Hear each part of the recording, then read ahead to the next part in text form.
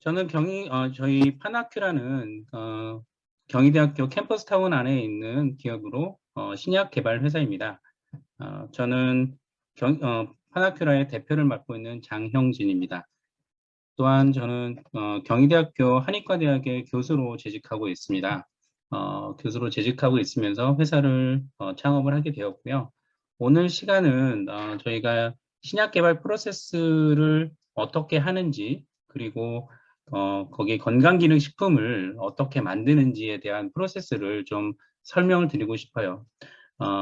건강기능식품이 많은 회사들이 쉽게 접근하려고들 많이 하죠. 왜냐하면 이제 처음 기업을 창업한 뒤에, 물론 제조를 한다거나 아이디어가 있으셔서 진행하는 경우에는 상관이 없겠지만, 투자를 받고, 캐시플로우가 필요할 경우에 많은 분들이 좀 접근하는 게 건강기능식품 쪽인 것 같아요. 그래서 건강기능식품에 대한 가장 기본적인 데이터들을 여러분하고 공유하고 싶습니다.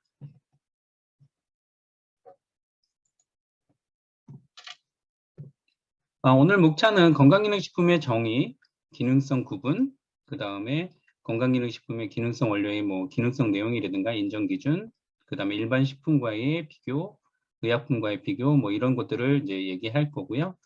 관련 규정 같은 것들을 좀 볼 예정입니다. 그리고 신약 어떤 것들이 있고, 어떤 의미가 있고, 어떻게 차이점이 있는지에 대해서 배워보도록 하겠습니다. 일단 건강기능식품이라고 하면 여기 이제 나와 있는 것처럼 인체에 유용한 기능성을 가진 원료나 성분을 사용하여 가공한 식품을 우리가 건강기능식품이라고 표현합니다. 여기 건강기능식품에는 이제 기능성이 들어가야 되는데요. 인체의 구조 및 기능에 대해서 영양소를 조절하거나 생리학적 작용 또는 보건 용도의 유용한 효과를 얻는 것이라고 표현되어 있죠.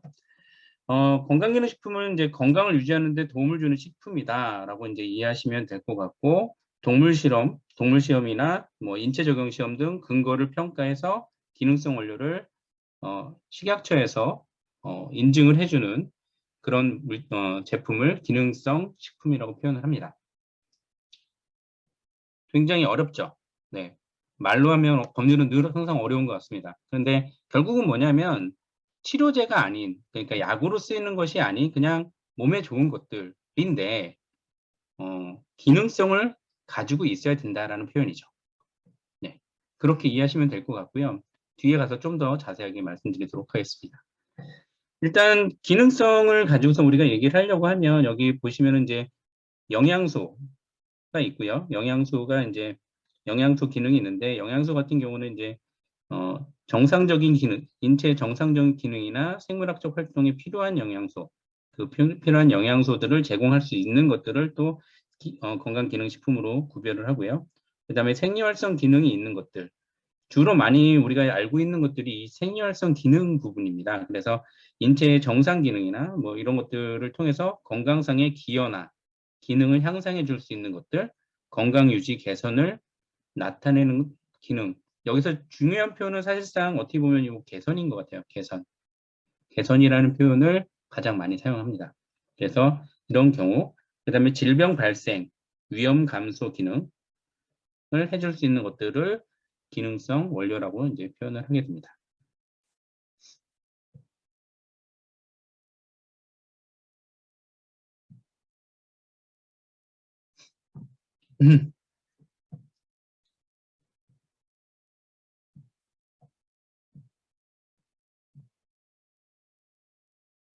잠시만요. 지금, 네.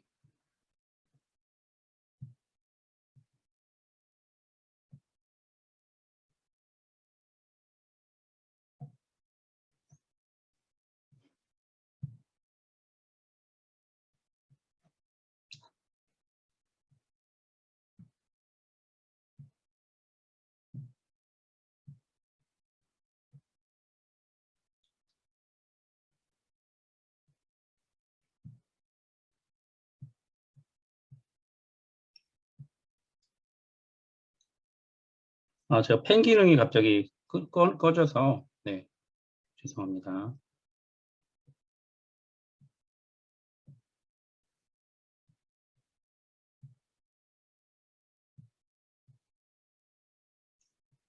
네, 일단은 그냥 진행을 해야 될 것 같네요. 네.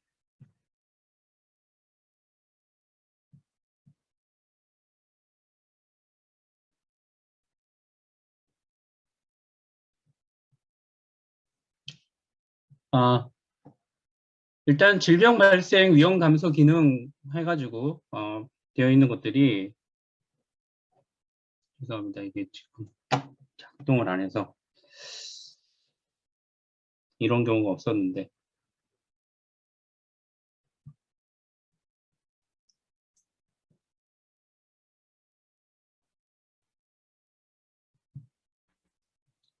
화면 공유를 잠시 끄셨다가 키시면 그 선이 없어지지 그럴까요? 않을까 싶기는 한데, 네, 네, 죄송합니다. 괜찮습니다.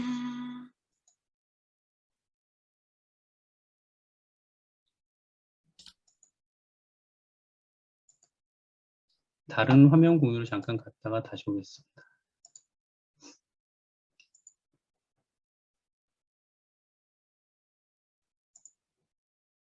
네, 됐네요.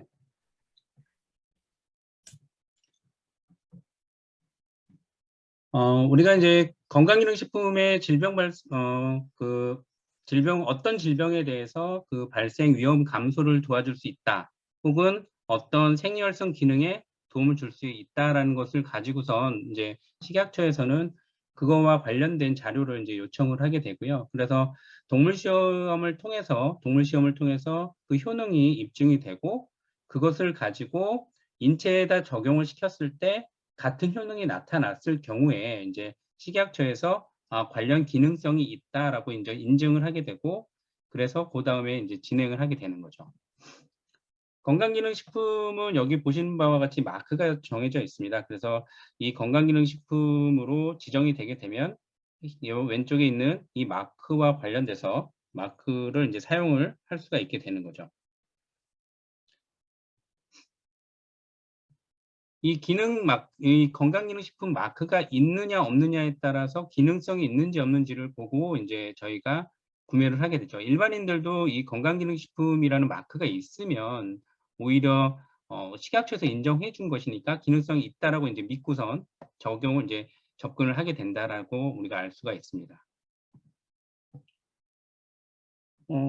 의약품이라고 하는 것들은 보시는 바와 같이 특정 질병을 직접 치료하거나 예방하고 사람이나 동물의 질병을 진단, 치료, 경강, 처치하는 등 양리학적 영향을 줄 목적으로 하는 것들을 우리가 이제 의약품이라고 표현을 합니다.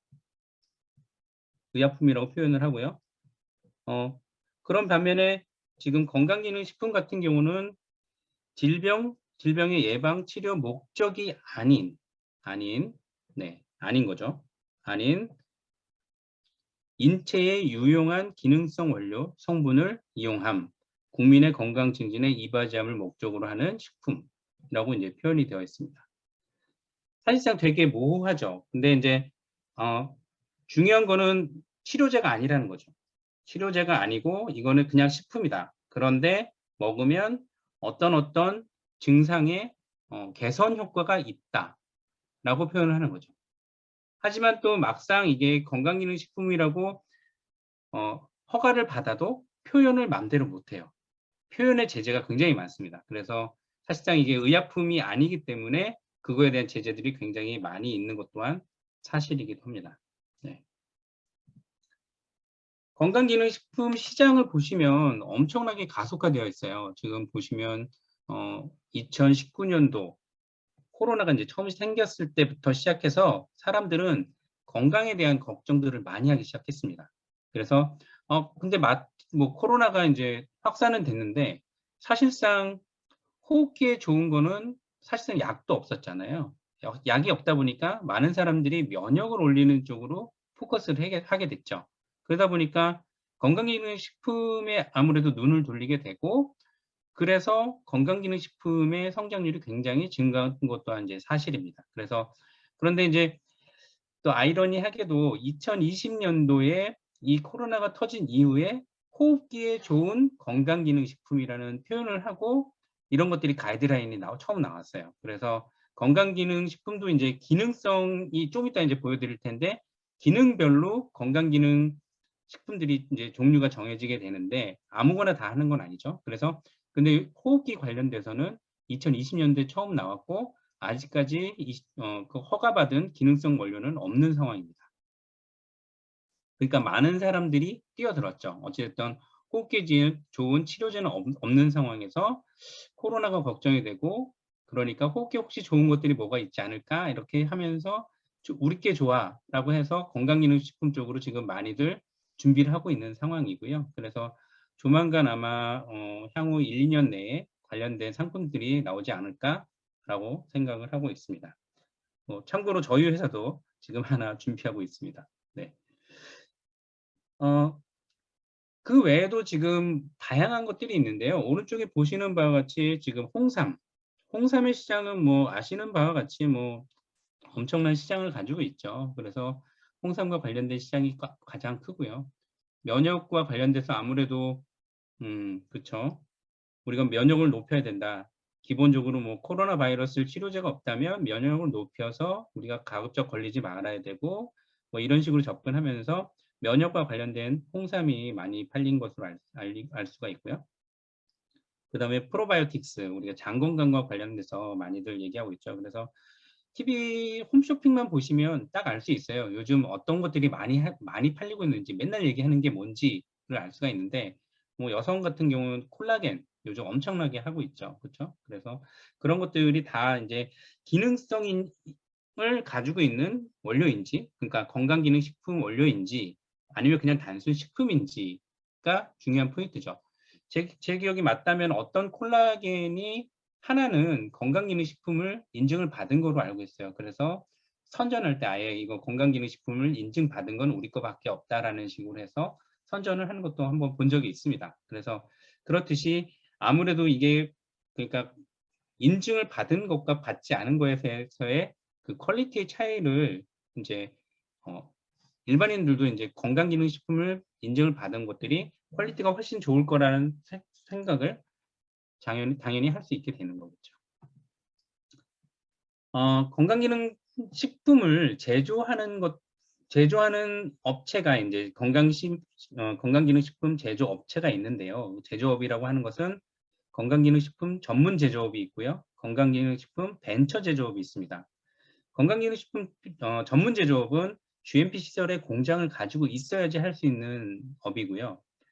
건강기능식품 벤처 제조업은 공장이 없는 상태에서 건강기능식품 전문 제조업자한테 위탁을 해서 생산을 해가지고 본인 회사에 마크를 붙여서 팔 수 있는 그런 허가를 가지고 있는 것이 제조업입니다. 벤처 제조업입니다. 그래서 이거는 조금 다른 부분이 있고요. 그 다음에 건강기능식품 판매업이 있는데요. 건강기능식품 일반 판매업 같은 경우는 그냥 우리가 알고 있는 그 다단계 판매하시고 어른들도 가서 그냥 건강기능 판매업이라고 해서 구청에 그냥 신고하고선 바로 팔 수 있는 것이 이 판매업인 것 같고요. 밑에 있는 건강기능식품 유통 전문 판매업 같은 경우에는 허가사항이 있어야 됩니다. 그래서 이것을 하려면 전문 제조업자에 의뢰해서 이렇게 만들어서 직접 판매를 할 수가 있는 것으로 알고 있고요.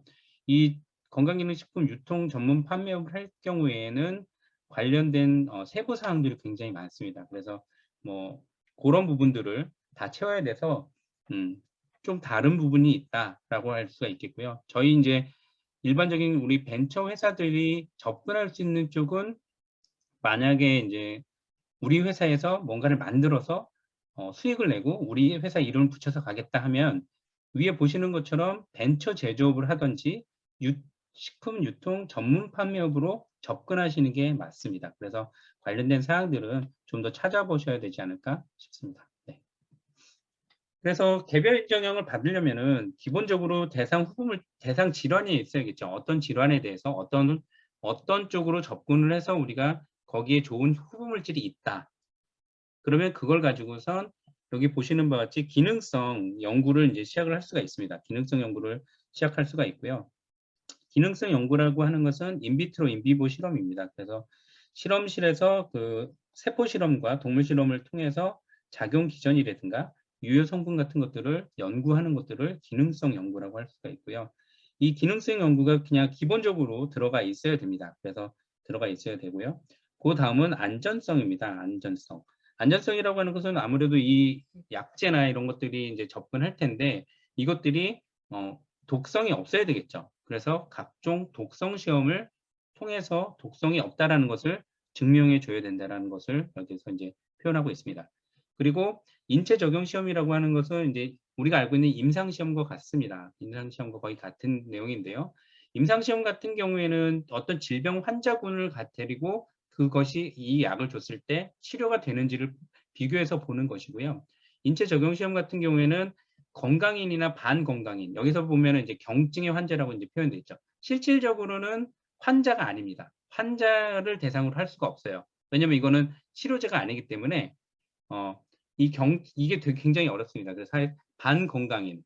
근데 이제 몸에 안 좋긴 한데 그렇다고 환자는 아니고 이런 사람들을 모집을 해서 인체 적용 시험을 해야 되는 거죠. 그러다 보니까 아무래도 이 부분에 있어서 성공 확률이 많이 떨어지는 부분이 있습니다. 그래서 이 부분들 임상 시험과 준해서 하는 것들이 이제 인체 적용 시험이 되고요. 이 인체 적용 시험은 한 번만 하면 한 번 해서 결과가 좋게 나오면 바로 인정이 되는 겁니다. 그래서 건강기능식품 같은 경우에는 임상시험 한 건으로 처리가 됩니다.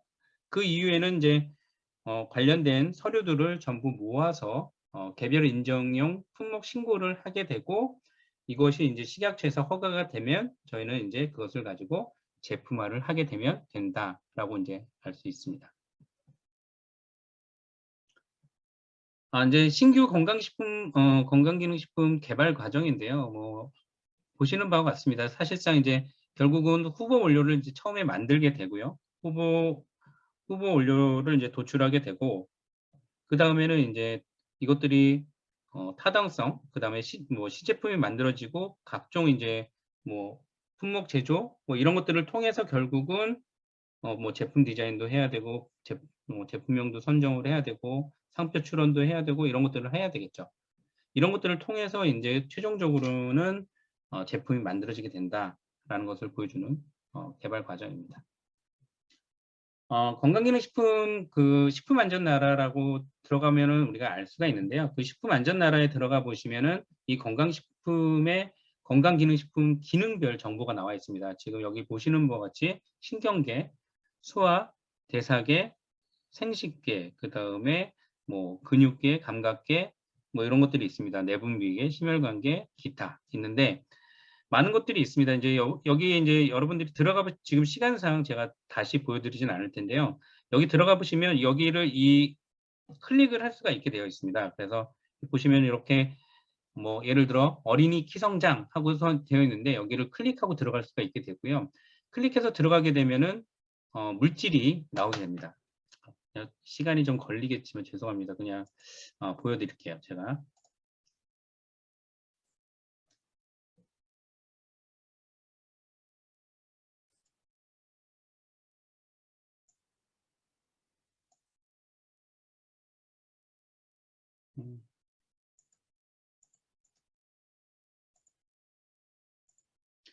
여기 지금 건강기능식품 기능별 정보 사이트로 지금 들어와 있고요. 이렇게 들어가면은 클릭을 할 수가 있습니다.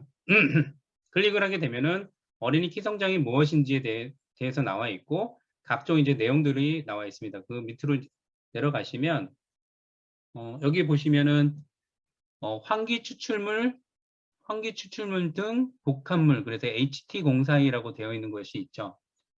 이걸 이제 누르게 되면은 이제 관련된 자료들이 이제 쭉쭉 나옵니다. 그래서 이게 지금 어디에서 만들어지고 어디에서 제품화돼서 나가고 있는지가 전부 이렇게 나오죠. 그러면 지금 보시는 것처럼 뭐 통키온이라든가 뭐 키즈텐, 아이클타임, 우리가 지금 TV에서 엄청나게 지금 보고 있는 그 아이들 키 성장과 관련돼 있는 그것을 볼 수가 있죠. 이 회사 같은 경우에는 어린이 키 성장 그 물질 HT042만으로 재작년 매출액이 500억입니다. 엄청나죠. 그래서 지금 TV 광고에서 나오고 있는 모든 물질은 저 물질입니다. 저 물질로 되어 있고요. 이름만 바뀌어가지고 지금 제품화해서 팔리고 있는 상황입니다.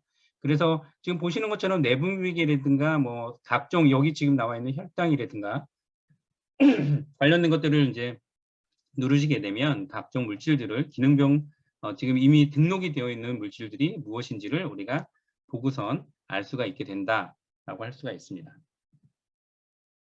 그러면 이제 신약을 이제 들어가서 보도록 하겠습니다. 앞서 말씀드린 것처럼 신약은 조금 더 이제 치료제죠. 치료제인데 보통 얘기하는 게 합성 의약품들을 가지고서 주로 많이 신약이라고 표현을 합니다. 그래서 새로운 신물질 의약품을 가지고 얘기를 하고 있고요.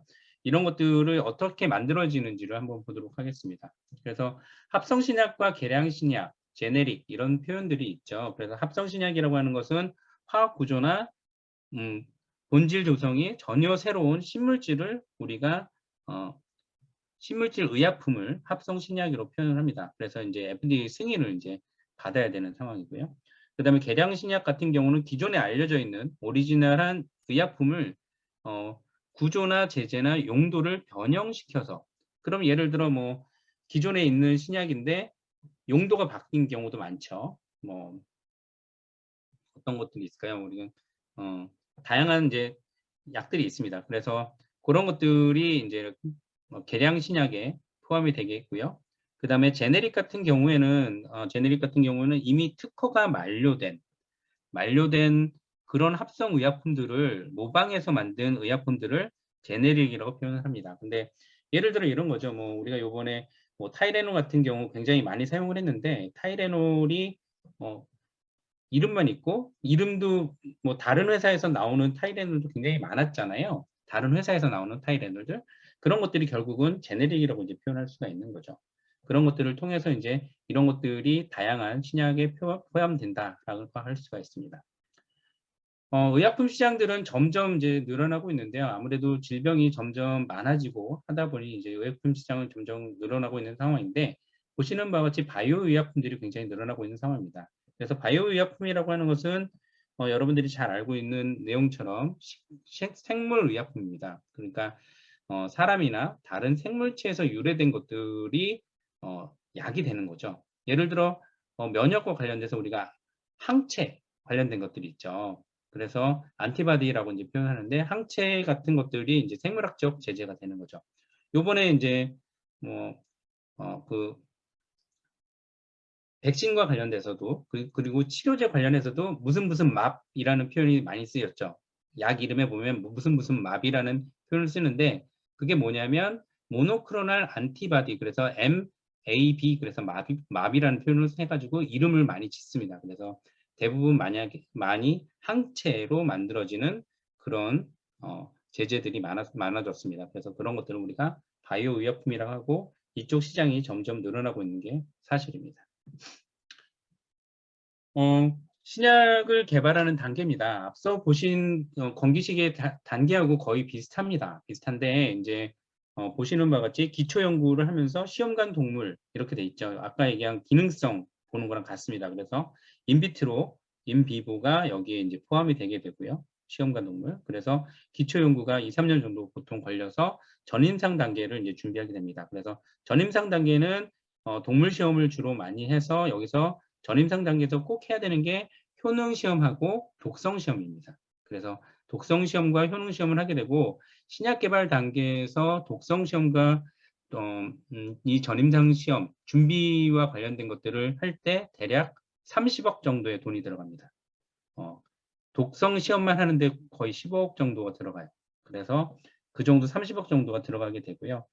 그다음에 임상 시험 같은 경우에는 이제 환자들을 대상으로 혹은 정상인을 대상으로 이제 임상 시험을 하게 되는데 3에서 10년을 잡아놨죠. 그 이유는 뭐냐면 임상 1상부터 시작을 해서 임상 1상, 2상, 3상까지 해서 최종적으로 이제 승인을 받는 것으로 보통 갑니다. 그런데 이제 국내의 많은 회사들은 3상까지 가지 않고 임상 2상 정도에서 이제 아웃소싱을 주로 많이 합니다. 그래서 대형 제약회사에다가 큰 돈을 받고 넘기게 되는 거죠. 그래서 최종적으로 큰 회사, 그 회사에서 성공을 하게 되면 이게 엄청난 부를 갖다 주고 그 다음에 이 약 자체가 전 세계적으로 이제 팔리게 되는 거죠. 어쨌든 임상 3상이 이제 끝나게 돼서 이것들을 끝나게 되면 이것들은 이제 FDA에서 이제 심사를 하게 됩니다. 뭐 이게 우리 식약처가 될 수도 있고 미국 FDA가 될 수도 있고 뭐 어느 쪽에서 이제 이 임상 시험을 거쳐서 어느 쪽으로 나갈 거냐에 따라서 이제 관련된 자료를 어디에다가 이제 신청할지가 이제 정해지게 되는 거죠. 그래서 신약으로 승인 신청을 하게 되고 이게 허가가 되게 되면 이제 신약 판매 승인이 나게 됩니다. 신약 판매 승인이 나게 되고 이 이후에도 사실상 뭐 일이 굉장히 많은데요. 이제 국가건강보험에다가 이제 등재를 하기 위해서는 또 심평원의 심사를 또 받아야 되는 부분도 있고요. 그다음에 시판 후 조사라고 해서 시판된 뒤에 이제 안전성, 시판된 뒤에 이제 사람들한테 쓰였는데 그것들이 이제 또 문제가 생기면 안 되니까 그 이후에도 계속 팔로우업을 하면서 이것을 하는 데까지 최종 단계까지 가게 되면은 앞서 지금 전부 다 시간을 더하면 15년 엄청난 시간이 걸리게 됩니다. 그래서 이 정도의 시간이 걸리게 되는 것이 이제 신약 개발 단계입니다. 그래서 그러다 보니 보통은 여기 임상 이상까지만 많이들 하고 이제 넘기게 되는 거죠. 그래서 일반 신약 같은 경우에는 임상 1상을 이제 하게 되고 보통 20명에서 80명을 적어놨지만 요즘은 식약처에서 거의 80명, 100명을 요구합니다. 그래서 굉장히 이제 인원수가 늘어나고 있고요. 있는 게 사실이고요. 임상 1상을 하게 되면 결국은 이 참여 인원수가 왜 되게 중요하냐면 결국은 통계 처리를 하기 위한 숫자이기도 하고요. 하지만 이 1인당 비용이 기하급수적으로 늘어나게 됩니다. 그래서 이 인원수가 많으면 많을수록 좋겠지만 그럴 수 없는 게 이제 금액이 인당 얼마가 되기 때문에 굉장히 늘어나는 부분이 있어서 굉장히 힘든 부분이 있습니다. 그래서 임상 이상에서는 보통 100에서 300명까지 해서 관리를 하게 되고요. 이렇게 해서 이제 이것들이 다 통과가 되면은 저희가 알고 있는, 저희가 먹고 있는 그런 약이 되는 겁니다. 그런데 이제 지금 최근 백신 같은 경우는 이런 부분들이 다 패싱이 되고선 갑자기 긴급 승인이 돼서 쓰였던 거죠. 그러다 보니까 부작용도 많고 사실상 문제점들이 많이 발견된 것 또한 사실입니다.